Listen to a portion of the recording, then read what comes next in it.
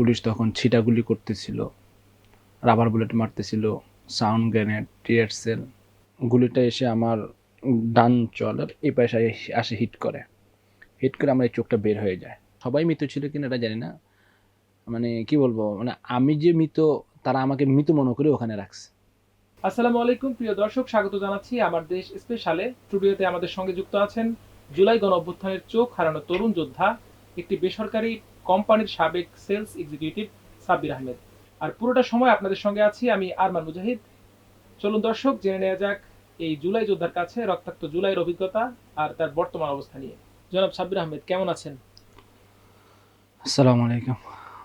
সর্বপ্রথম আমার দেশ পত্রিকাকে এবং আপনাদের সবাইকে ধন্যবাদ আমাকে সুযোগ করে দেওয়ার জন্য। আছি আলহামদুলিল্লাহ, আল্লাহ তাআলা ভালো রাখছেন। শুরুতে আপনার কাছে জানতে চাবো, সেদিনের ঘটনা, আসলে সেদিন কিভাবে গুলিবিদ্ধ হলেন, এই ঘটনাটা যদি খুলে বলতে পারেন। আসলে গত 4ই আগস্ট আমি আমার অফিসের কাজ শেষ করি। অফিসের কাজ শেষ করে দুপুরের দিকে আমরা বাড্ডা, নতুন বাজার, তারপরে রামপুরা হয়ে আমাদের বিশাল একটা মিছিল এটা শহীদ মিনারের সাথে মিলিত হয়, মৌচাক হয়ে এদিক দিয়ে আসে। তা আমরা যখন বাংলা মোটর মোড়ে অবস্থান করি, তো ওই সময়টাতেই আমরা আসার অল্প কিছুক্ষণ আগে পুলিশ ছাত্রলীগ গুলি করে। তো তখন আইসা আমরা যখন পরিস্থিতি শুনতে পাই যে এখানে গোলাগুলি হইছে, অনেকে আহত হইছে, তখন আমাদের পিছনের মিছিলের যে পিছনের অংশ, শান্তিপূর্ণ কর্মসূচির পিছনের অংশটা আমরা ওখানে অবস্থান করি, আর মূল অংশটা আমাদের শহীদ মিনার, শাহবাগ এই দিকটায় অবস্থান করে। তো আমাদের মধ্যে সহযোদ্ধা ভাই যারা ছিলেন, তারা যারা আহত হচ্ছে, পুলিশ তখন ছিটাগুলি করতেছিল, রাবার বুলেট মারতেছিল, সাউন্ড গ্রেনেড, টিয়ার সেল এগুলা নিক্ষেপ করতেছিল। পরবর্তীতে ওখানে আমরা অবস্থান করে অনেক আহত হয়, তাদেরকে রিকশায় করে দ্রুত পিজি হসপিটালে নিয়ে যাওয়া হয়। এরকম থমথম অবস্থা দেখে আসলে ওই সময়টাতে ঘরে ফিরে যাওয়ার যে হিম্মত, ওটা হারিয়ে ফেলি। যে এই অবস্থা থেকে কিভাবে বাসায় ফিরে যাব, যে এই মানুষ মারা যাচ্ছে, আহত হচ্ছে, অঙ্গহানি হচ্ছে, অন্ততপক্ষে আহত হচ্ছে, তাদেরকে তো হসপিটাল নিয়ে যেতে হবে। তো এরকমভাবে পুলিশ এবং তাদের সাথে যারা ছিল গুলি করে। তো একটা পর্যায়ে আমরা বাংলা মোটর মোড় থেকে সোনারগাঁ মোড় এদিকে আস্তে আস্তে সম্মুখে অগ্রসর হই। তো ছাত্র জনতা যখন এদিকে অগ্রসর হয়, তখন আমিও তাদের মধ্যে ছিলাম। তো পুলিশ ছাত্র জনতার অগ্রসর হওয়াকে দেখে ফার্ম গেটের দিকে চলে যায়।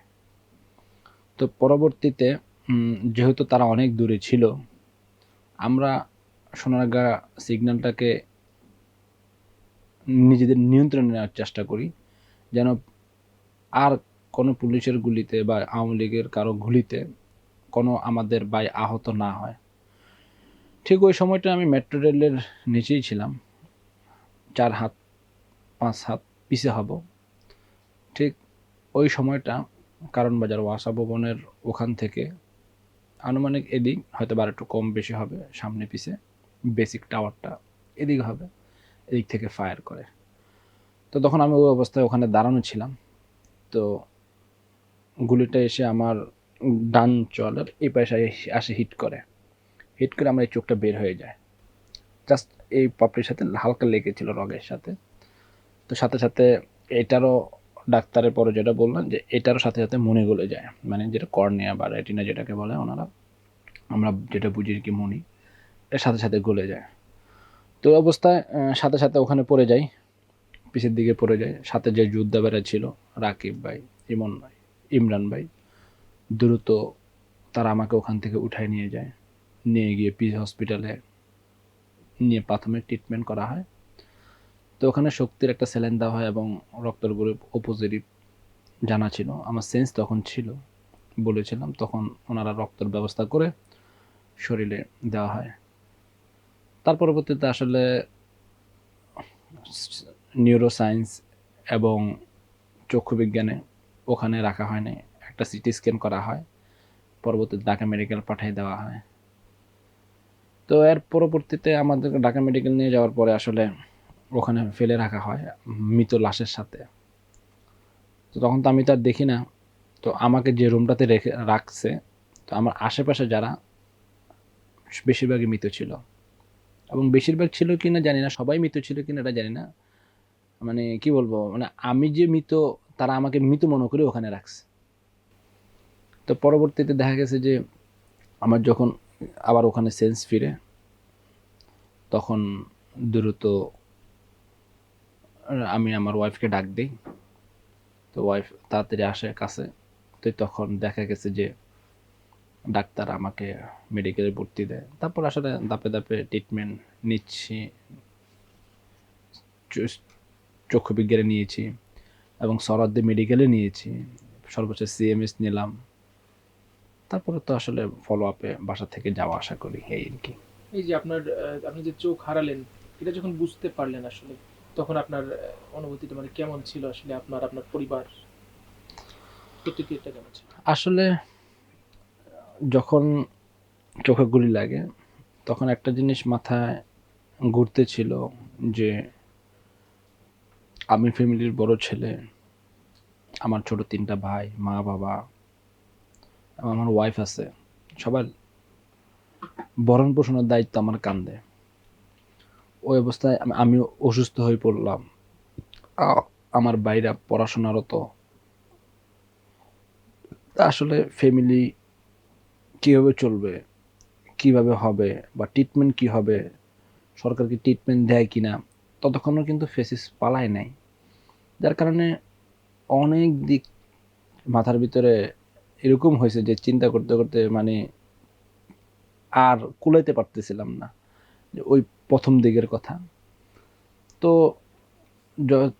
মনের ভিত্তি একটা সান্ত্বনা ছিল যে ইনশাল্লাহ ঠিক হয়ে যাবে, ঠিক হয়ে যাবে, ভালো ট্রিটমেন্ট হলে ইনশাল্লাহ ঠিক হয়ে যাবে, কিচ্ছু হবে না। ফ্যামিলিও সান্ত্বনা দিচ্ছিল। বড় বোন শুনে দৌড়ায় আসে, বাবাও আন্দোলনে ছিলেন শাহবাগে। ওনার নাম্বারটা যখন আমি বলি ওনাকে ফোন দিই, উনি দ্রুত আসেন। আমার অফিসের মালিক উনিও আন্দোলনে ছিলেন, উনিও দ্রুত দৌড়ে আসেন। আমরা মানে তিনজনে বিচ্ছিন্নভাবে আন্দোলনে শরিক হই, কিন্তু আমার আহত হওয়ার পরে ঘটনা জেনে উনি দ্রুত চলে আসেন। এসেই আমার ট্রিটমেন্টের ব্যাপারে যত দ্রুত অগ্রসর করা যায় উনি পদক্ষেপ নেন। আপনি আন্দোলনে ছিলেন, এই আন্দোলনে এটা কি শুরু থেকেই আন্দোলনে ছিলেন? আসলে এটা তো শুরুতেই এক দফার আন্দোলন কখনোই ছিল না, এটা শান্তিপূর্ণ আন্দোলন, কোটা সংস্কার একটা আন্দোলন ছিল। যে কোটার উপরে ভিত্তি করে যখন 2018 সালে আন্দোলন হয় তখন আমাদের সমর্থন ছিল, হয়তো আমরা আন্দোলনে জড়াইনি। প্রথম দিক দিয়েও 10-12 তারিখ আমরা দেখছিলাম যে আসলে কি হচ্ছে, কতটুকু কোটা, সরকার এটাকে কি করে। কিন্তু সর্বশেষ যখন আমরা দেখি যে আবু সাইদ ভাই, তারপরে মুগ্ধ, অনেকে মারা যায়, তো একটা যৌক্তিক দাবিতে যখন দেশের নিরীহ মানুষ মারা যায় তখন আসলে ঘরে বসে থাকার আর অবস্থা থাকে না। তো যার কারণে আসলে তাদের এই মৃত্যু আমাদেরকে অনেক নাড়া দেয়। যার কারণে নিজের বিবেকের দায়বদ্ধতা থেকে দেশের মানুষের কথা চিন্তা করে এই আন্দোলনে শরিক হওয়া শুরু করি। এখন তো আপনার মানে জীবনের এই একটা বছরের মধ্যে অনেক কিছু পাল্টে গেল। আপনি এখন চোখে দেখতে পাচ্ছেন না। সব মিলিয়ে জীবন কেমন কাটছে দৃষ্টি হারানোর পর? আপনি তো পড়াশোনাও করেন শুনেছিলাম। তো সেই পড়াশোনা বা আপনার পরিবারের উপর প্রভাব পড়ছে কিনা? আসলে আমি যখন একটা জব করতাম ওর পাশাপাশি আমার পড়াশোনাও রানিং ছিল। তো আমি ফাজিল দ্বিতীয় বর্ষে নয়টোলা A1 মডেল গামী মাদ্রাসায় অধ্যয়নরত ছিলাম। আমার চাকরি এবং পড়াশোনা নিয়ে আলহামদুলিল্লাহ আমার জীবন সুন্দরভাবেই চলতেছিল। তো আমি আহত হয়ে যাওয়ার পরে আমার চাকরি, পড়াশোনা এবং আমার লাইফস্টাইল পরিবর্তন হয়ে যায়। তো ওখান থেকে ঘুরে দাঁড়ানোর চেষ্টা করতেছি। তো বিভিন্ন ট্রিটমেন্ট নিলাম, দীর্ঘ 2 মাসের মতন 2.5 মাসের মতন ট্রিটমেন্ট নেওয়া হলো, হসপিটালে ভর্তি ছিলাম। কিন্তু আসলে ফলশ্রুত এরকম আশাহত যখন হয়েছি যে সম্ভব হচ্ছে না বা হবে না, বা আসলে যেই ট্রিটমেন্টটা পাওয়ার কথা ওই পর্যাপ্ত পরিমাণে পাচ্ছি না, তো তখন অনেকটা হতাশ হয়েছি। এবং এভাবেই আসলে অভ্যুত্থানের পর তো ওই জুলাই ফাউন্ডেশন হয়েছে আহতদের এবং যাদের শহীদ হয়েছেন শহীদ পরিবারগুলোকে সহযোগিতা করার জন্য এবং আহতদের চিকিৎসার জন্য। সেক্ষেত্রে আপনি কি সেই জায়গাগুলোতে গিয়েছিলেন কিনা, বা আর কোথায় গিয়েছিলেন সহযোগিতা বা বিচারের জন্য? আসলে সরকার যখন ফ্যাসিস্ট যখন দেশ থেকে পদত্যাগ করে 5ই আগস্টের পরে, সরকার তো সম্ভবত 7 কি 8 তারিখে শপথ গ্রহণ করেন। 8 তারিখে। 8 তারিখে গ্রহণ করেন। এর মধ্যে ঘোষণা আসছে যে ট্রিটমেন্ট ফ্রি করে দেওয়ার জন্য। তো সরকার আমাদের এদিকটা ফ্রি করে দিয়েছে, ট্রিটমেন্টটা ফ্রি করেছেন।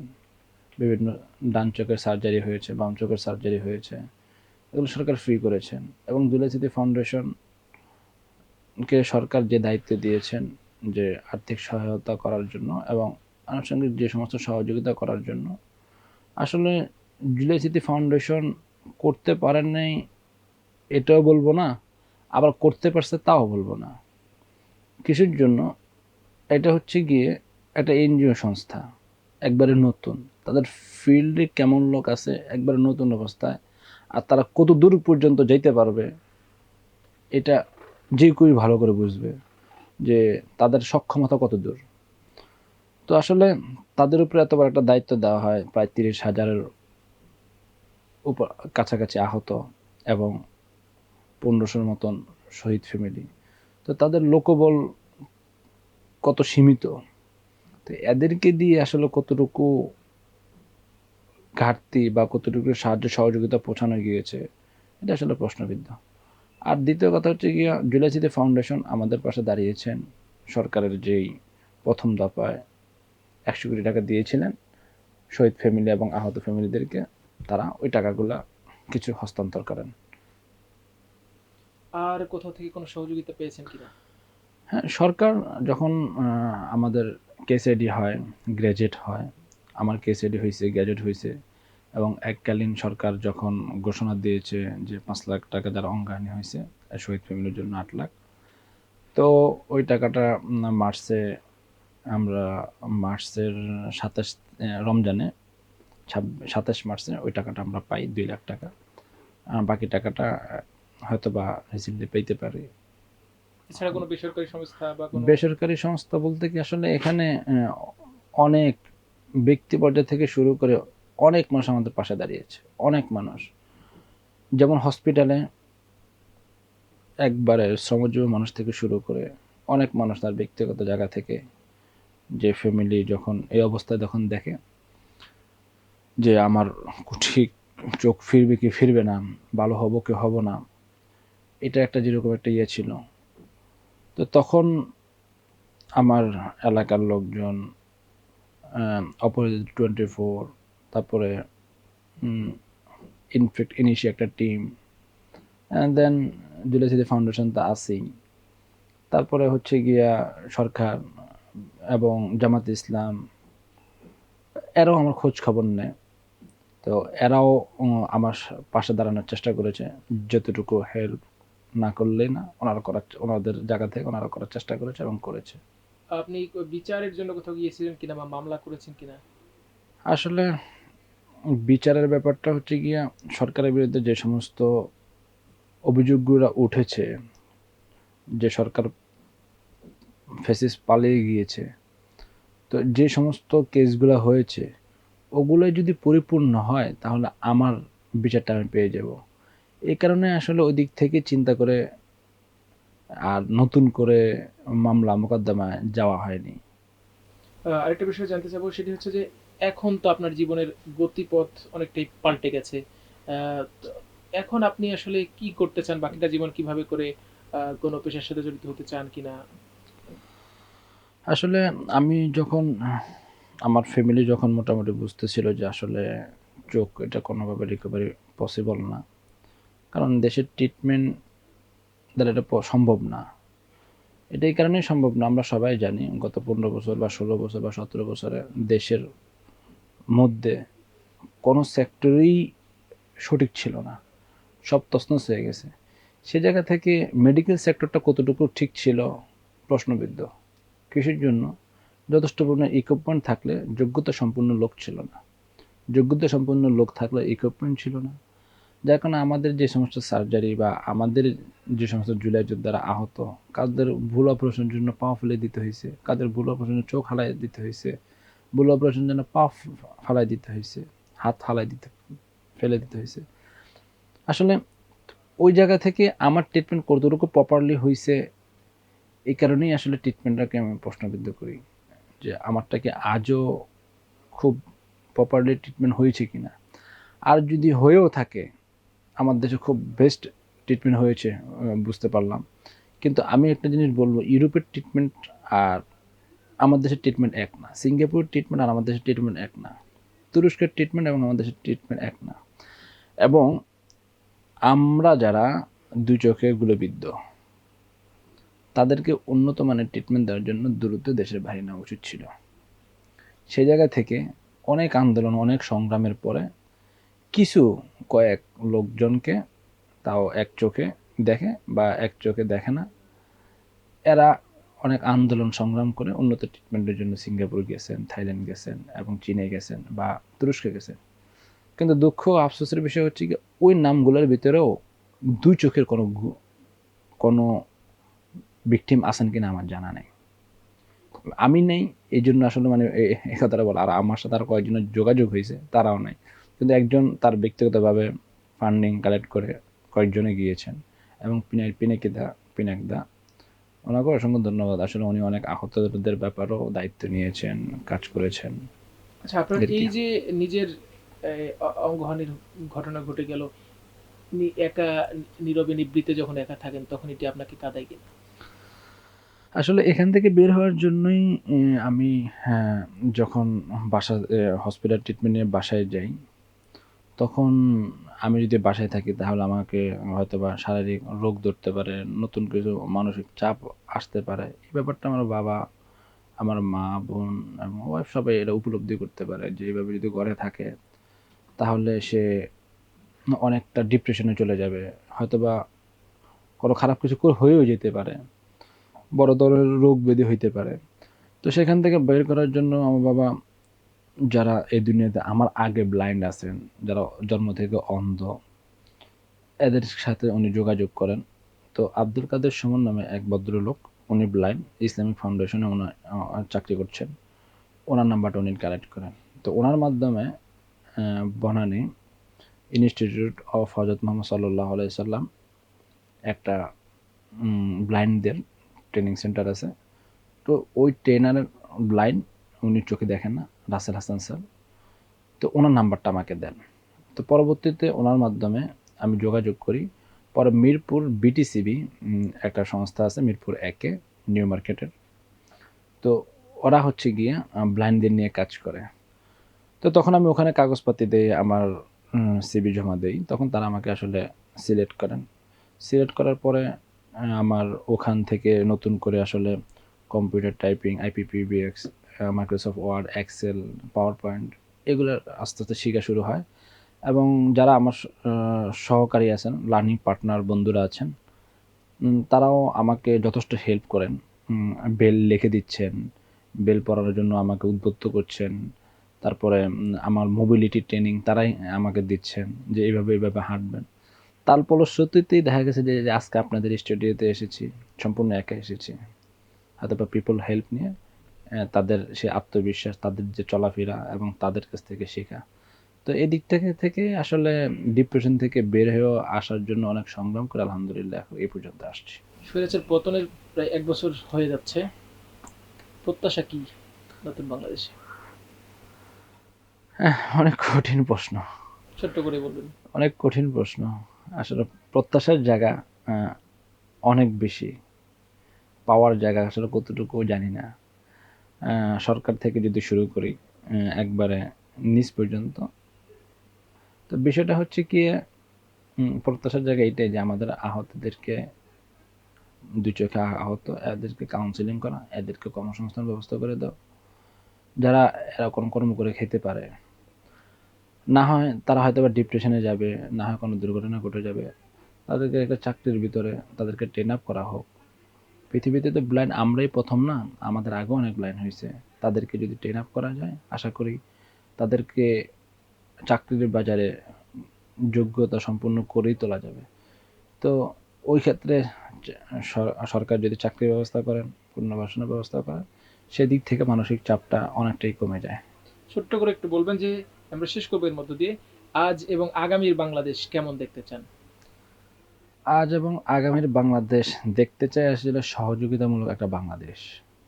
দেখেন আমাদের যে সেক্টরগুলোতে গত 15 বছর 16 বছর ধরে যে সমস্ত কমি ছিল, এগুলোকে সরকারের কাছে উপস্থাপনা করা, আর সরকার ওগুলোকে সংশোধন করা। প্রতিরক্ষা মন্ত্রণালয় যে সমস্ত কমিগুলা, নৌবাহিনীর যে সমস্ত কমিগুলা, কম যেগুলা, এবং আকাশ প্রতিরক্ষা ঘাটতি বোঝাচ্ছেন আপনি? যে ঘাটতিগুলা, এগুলো সরকারকে প্রেজেন্টেশন করা, সরকার সেগুলো নিয়ে কাজ করুক। আর দেশের অভ্যন্তরীণ যে সমস্যাগুলো, আমরা যদি সবাই যদি সহযোগিতামূলক যদি আচরণ না করি, সবাই যদি সহযোগিতামূলক ভ্রাতৃত্বপূর্ণ আচরণ না করি, তাহলে আবার সেই ফেসিসের আমলই দেখা যাবে। এই জন্য আসলে সবার কাছে একটাই চাওয়া, যে সহযোগিতামূলক আচরণ, এবং সবাই যেন একে অপরকে প্রাধান্য দিয়ে কাজ করি। তাহলেই হয়তোবা দুর্নীতি এবং অন্যান্য যে বিষয়গুলো, রাষ্ট্রীয় যে সমস্যাগুলো, এগুলা সমাধান হবে। আর এই জন্য সরকারের কাছে এবং দেশের মানুষের কাছে এটাই আশা যে সামনের একটা সুন্দর বাংলাদেশ দেখতে চাই। জি, সাব্বির আহমেদ, ধন্যবাদ আপনার গুরুত্বপূর্ণ সময় থেকে আমাদেরকে সময় দেওয়ার জন্য। আপনাদেরকেও অনেক ধন্যবাদ আসলে আপনারা আমাকে সুযোগ দেওয়ার জন্য, এবং আমার দেশ পত্রিকাকে ধন্যবাদ যারা এর সাথে জড়িত ছিলেন। দর্শক, সালাম আলাইকুম। শুনছিলাম জুলাই বিপ্লবের চোখ হারানো তরুণ যোদ্ধা সাব্বির আহমেদের কথা। আজকে এখানে শেষ করতে হচ্ছে। সবাই ভালো থাকুন, সুস্থ থাকুন, থাকুন আমার দেশের সঙ্গে। আল্লাহ হাফিজ।